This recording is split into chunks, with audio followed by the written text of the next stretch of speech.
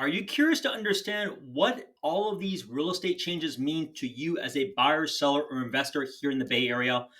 I'm not going to get into all the specific news of whether it's good or bad, but I'm going to help you frame as to what the history was, what it means moving forward, and what you should be doing if you're thinking about buying, selling, or investing, and how you should be considering a real estate agent.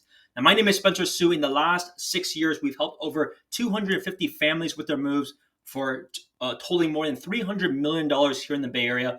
So we know a lot and we do a lot. Every single week, we help people get into contract and buying and selling.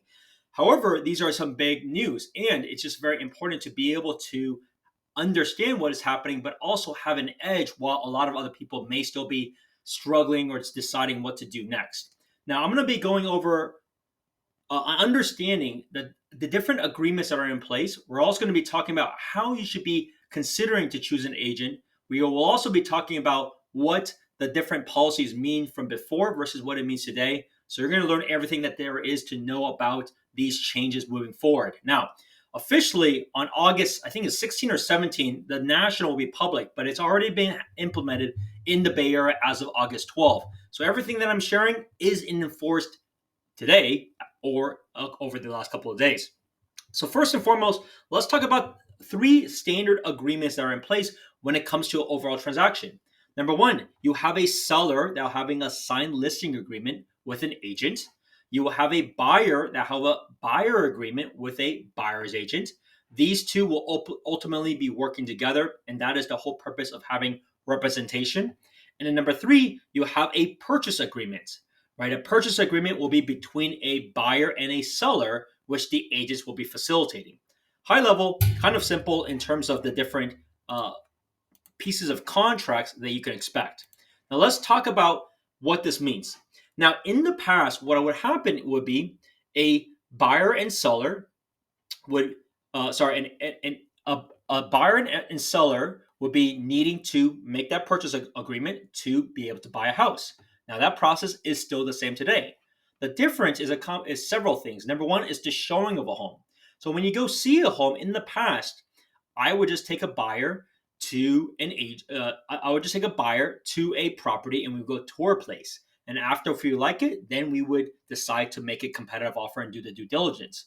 But the thing that has changed now is before you schedule a time to go see a home, you will need to sign an agreement to be able to go see a home. Now, we're going to be talking about all the different types of agreements that are available so that you understand for yourself what this means. But an agreement needs to be signed in order for you to tour a home. Now, the only exception at the moment is open houses. So when you go to an open house, you do not need an agent at this time.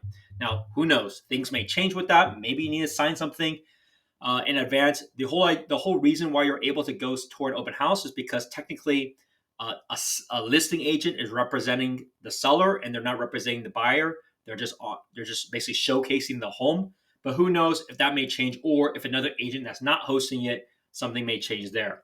But nevertheless, there needs to be an agreement in place for you to even see the property. We'll talk about the different types of agreements momentarily. The biggest thing is this. It's about the way that things are compensated. So if we talk about the past, and we're just using some examples of numbers, let's say you're a seller that has agreed upon a 6% total commission. Well, in the past, the listing agent will get a portion of that. At the same time, they would have some percent allocated to whichever buyer agent gets into contract with the home. So that is the concept of cooperation compensation. Now, as of now, and as of moving forward, this no longer exists. So there is no more cooperation compensation. Now, does that mean that a buyer pays nothing? Does that mean a seller doesn't have to pay anything? Not necessarily. So there are many ways of how a buyer can get ultimately the seller to pay for the buyer's agent's services. But this is agreed upon with a buyer and buyer agent. So a buyer and buyer agent now have to have a separate agreement in place in terms of what their compensation is before they're even making any offers. But that amount, let's say you agree to a number at 2.5%, 2%, whatever it may be. Let's say that amount is determined. Now there's different ways of how it could be structured. Number one, if you look at it this way, the seller pays a listing agent, but the seller also pays the buyer agent. Kind of similar to what it was before, but that's one option. Option two, the seller is paying a listing agent and a buyer is paying a buyer agent. Now, there are many examples where this has been in the past. So, for example, if I help my clients find flip homes and the seller's not paying anything, or I want more because I know there's a lot of margin in this, I would expect a much bigger buyer agent commission on those homes because there were huge gems and there were money makers for everybody. So that is an example where the buyer is paying the buyer agent directly. Next, you can always have a combination of the two. If your total amount was, let's say, 3%, you can say 1.5% comes from the seller and the other 1.5% comes from the buyer. And the last thing, this is not going to happen as much, but the idea is the seller is still paying the listing agent, but the seller is offering some sort of like concessions to the buyer. And then the buyer is still ultimately paying the buyer agent a specific amount. Now, it's not going to happen as frequent, but that is the four options that are out there. Now, in terms of these options, one thing I want to make very clear, even though that there's four different structures, at the end of the day, there will be no surprises for you as a buyer, or also as a seller. Because at the end of the day, it's a net sheet. So for example, if you're paying nothing out of pocket because the seller has paid for the entire amount, there may be a percent for that. But let's say you had to pay a 1% out of your closing cost. Well, you would understand what the line by line breakdown is so that you can already budget accordingly and so that you're not surprised, oh, wow, I didn't want to accept this kind of offer, right? So there is a little bit more nuance that is going to be in place for every individual home, but this is the new reality that we're in, and it's just important for us to be prepared and ready for it. Now, if you take a look at what I showed previously, you saw previously in terms of this process, right? And so one of the questions you may be asking is, Spencer, what kind of agreement would I be needing to sign when it comes to showing a home? Now, there are multiple agreements in place, and we'll go over this in a little bit more detail. You have a touring agreement. A touring agreement can be very useful for people that didn't know better, or they're looking at homes like on Zillow, Redfin, Realtor.com. If you think about it, all of those business models are for you to ultimately hit a button to go tour a house, right? And because otherwise you may just go to the open house itself. But that's their business model and it has always been the case. So there could be a very short-term agreement in place, maybe 7 days, no compensation for this or no cost for the tour, but this at least allows the conversation to go see a place. Next, you also have this option where this is a non-exclusive showing agreement. Now, to be fair, there are many people that may have done this already in the past where they're not loyal to anybody, right? They're just there to get the best deal, or they're just there that they think they know better. Who knows, right? There's some people that think they know more than professionals. Let it be. There's you can do whatever you want, and that's an option to sign if you still want to see a place, but also if there's an agent that's willing to commit to something like that. Next, there's the idea of an adjusted scope buyer representation agreement. So there's many things that can be modified of an agreement. Maybe you want to see multiple areas. Maybe you want to see multiple homes. Maybe initially you agree to a specific percent, but something is different. These can all be changed basically at any time with proper agreements and proper signage. And last but not least is the buyer representation agreement.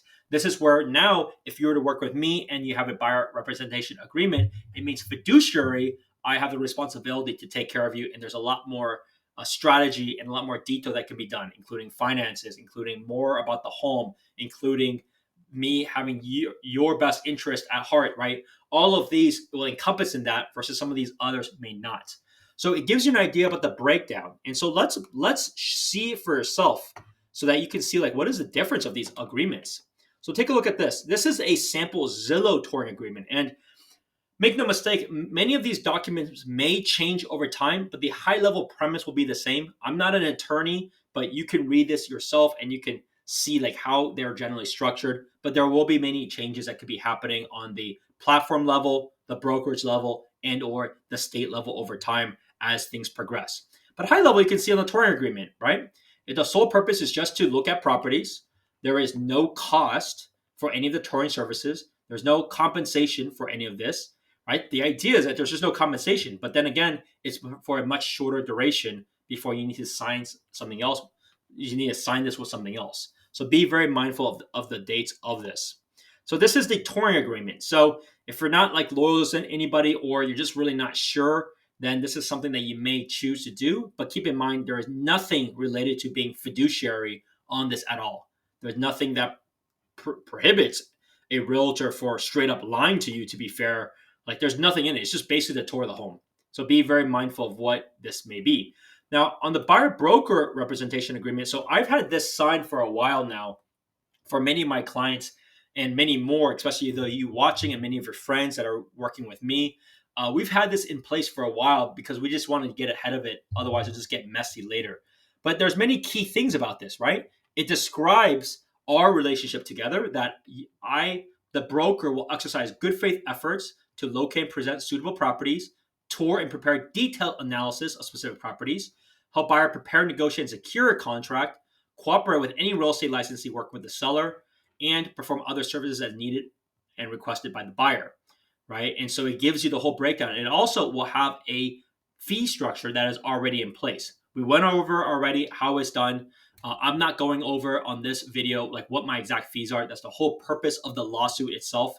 I know what I'm worth, and so do all my clients. And we'll talk momentarily about how do you determine what's important from an agent, what to expect from an agent, and how do you make a decision. But at the end of the day, it's your choice. It has always been negotiable. Discount agents have been forever. They're not going away, but there's also a reason why they are not the dominant agents for a reason. If you look on the stats of if you look at their track record and you ask them, wait a second, you discount your services, yet you still don't even have that much business. You get what you pay for. So be very, very mindful of that. And this is a very expensive decision that you're about to go on, and it's a very important decision. So hopefully, you being educated from this and watching all of my previous videos, you can see exactly what I am referring to. But there will be a dollar amount, whether it's a flat amount or a percent that is established in advance for us working together, right? But the key is I want you to see this too, right? You're not locked forever. Even though there will be a time frame in place, either party may cancel this agreement effective upon delivery of written notice to the other party, unless the buyer is, of course, under contract to purchase property. You can't just cancel this midway through to save money. But you may cancel this at any time. So if you're not having a good experience, or you don't think I'm doing enough, you can always cancel this.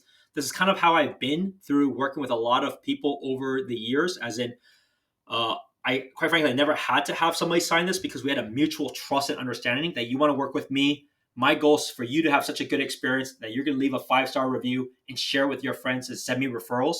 That's my end goal, right? Is like for you to be repeat and stay, like still relevant to me and in my life. Like a lot of my clients still today, I have dinners with them. We have parties together. We have events together. Like there's a whole lot more than this, but at the end of the day, it still leads to this to have a good experience. But if at any time you feel like I'm not worth it, you can always cancel, and you can always go your separate way, right? And so that's very important for you to understand what this buyer broker agreement is, and you can still technically cancel anytime. So that's the premise of things that have been changed. Now, let me share with you how generally smart people are making a decision as to who to go with. Because really, at the end of the day, if you're a buyer or you're a seller, you have a few things in mind. You want to know, how do I help you as an agent save time? How do I help you save money? And how do you feel the most secure out of your transaction, right? And at the end of the day, who you work with matters, and experience matters a lot, right? So at the end of the day, what you got to do at the very minimum, if you're even thinking about comparing me with somebody else, look them up. Look them up on Zillow. While not all transactions are here, especially new construction, because I've helped a lot of people with that, there is a majority that still ends up to be here, right? So you can see we've done over 193, at least on Zillow itself, that's recorded, and we do it all throughout the Bay Area. And so that is super important because you also want to see how recent are all these activity. It's a very big difference to say, look, I've been in the business for 20 years. Who cares? Like, how different is it, as you can see, especially now in the last couple of years versus how it was 10 plus, 15 plus years ago? So if they did the same amount of production and that I did within the last 5 years, over the last 20 years, you can ask yourself, do you want to still work with that person? Does that person are they really in tune with what is happening with the process, with being up to form with information and different things like that, right? So super important to confirm the track record and just see like what is their overall experience. Now for me, I don't focus in a specific area because quite frankly, many of my clients choose to buy all over the Bay because of their own flexibility of work. So because of that, I have clients in San Francisco, I have clients all the way to Hollister, I have clients all the way to Contra Costa County. I know these areas very well because as soon as you tell me what your budget is, what you're looking for, whether it's schools, whether it's lifestyle, whether it's a good investment, I would already be able to tell you within a minute because I track and I know all the different places all over. And because I have clients that are literally getting in contract and being successful every single week. So that's number one. Number two, you want to find something that's easily found, right? At the end of the day, like look at myself. I have 84 5-star reviews on places like Google, but you can easily Google me too, right? These are super important. Do those reviews match like what you're expecting or what you're hoping for from an agent? These are all really, really, really, really, really important because agents are not the same. The way that we think about things, the way that we advise people, the way that we have production for a reason, the way of our work ethic, these are all different things that allow people to stand out and why the top agents, quite frankly, don't need to discount much of their service because there's so much more to value in terms of getting it right. And the people that are doing it in high volume and they're doing it with 5-star reviews clearly are doing something right. Otherwise, why would somebody spend the time to write a 5-star review publicly and refer their friends and family to say, you got to work with Spencer. He is a go-to person. The next part is about saving time. And how do I help people save time? It's in two different ways immediately. It's three ways. Number one is understanding about the markets. You may be starting to actively look, but at the end of the day, it's super important to have the proper foundation. So let's use a real example right now. We're going to look at all homes in Sunnyvale in the last 3 months that have sold under 1.5. So let's say that was your budget and you had a filter on Zillow and Redfin under 1.5. You would have saw there's a total of 32 homes that was listed under 1.5. But let's say that was your budget. You can't go any higher anyways. If you look at the results, only 12 of 32 homes ended at under 1.5. So if you thought a 1.5 list price was going to be suitable for you, you would have been significantly looking in the wrong areas all the time. And what's super important is you can also see like where are the areas that would have worked. So you can see it could have been like in the middle part of Sunnyvale or the northern parts of Lakewood area. You can also see, most importantly, what are the general sizes of these homes. You can see the sizes. You can see the condition of it. Those are things that would have impacted to even be under this price range because the median price in Sunnyvale is much higher than 1.5. So this is one example to save a lot of time, right? The other example is because you have this variance where the list price is not a market price. It's just a starting point.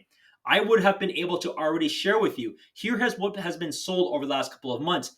Here's probably what it'll be. If it's under your budget, go see it. If it's not, you already know in advance, you can skip and save time to not waste your efforts and waste your excitement looking at homes that was over your budget, right? So these are two very important things. Number three, at the end of the day, though, this is a black box, right? When you're making offers, you will be looking at several variables to compare and make the best offer possible without drastically overpaying. And so how is that done?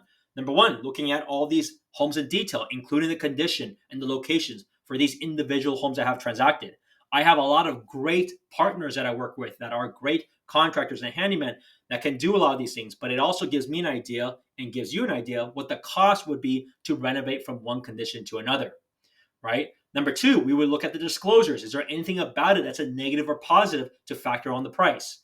And last but not least, number three is about understanding the competition. What is the competition like? How will that impact price? Where should it be if you know there are 7 or 8 offers and this is listed at 1.4? Where should you go? All of these are offer research and strategy that is there for every individual home.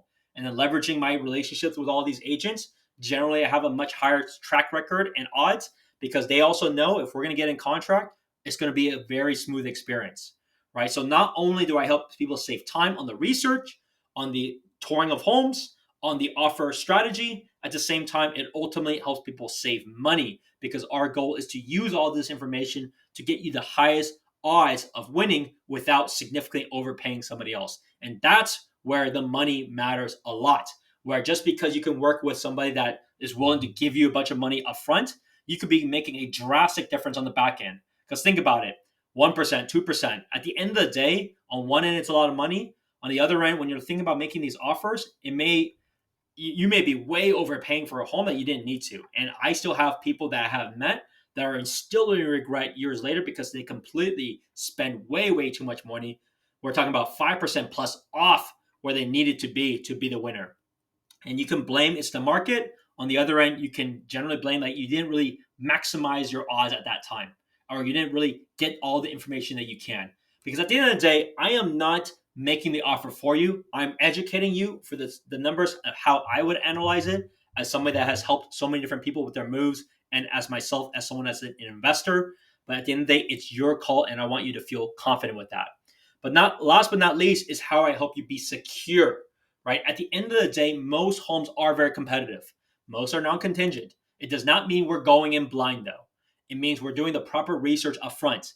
It means we're doing the proper due diligence of the numbers, due diligence of the scenarios. What is a possible appraisal risk? Understanding the budgeting in terms of what you may need to anticipate when it comes to remodeling or making work for a home, right? Also ensuring that we're on track to close on time with our valuable lending partners and me quarterbacking it. Because at the end of the day, when you're in contract, because you're non-contingent, you are typically 3% into the home, which is your non-refundable deposit. So you cannot be at risk to lose that.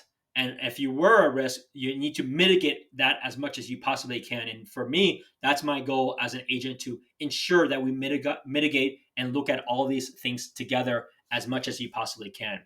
So I hope this was helpful. I went through a lot, but I want you to understand like how the changes, what the changes, like how was it before, what is it now, which is already in full effect, making sure you're working with the right agent. And hopefully you found that was me. If you want to go over a game plan, give me a call or text 408-547-4590. We can go over this all together, come up with a strategy, and get you underway, because there's a great opportunity right now as the market and a lot of people may be struggling to decide what to do. See you next time. Bye now.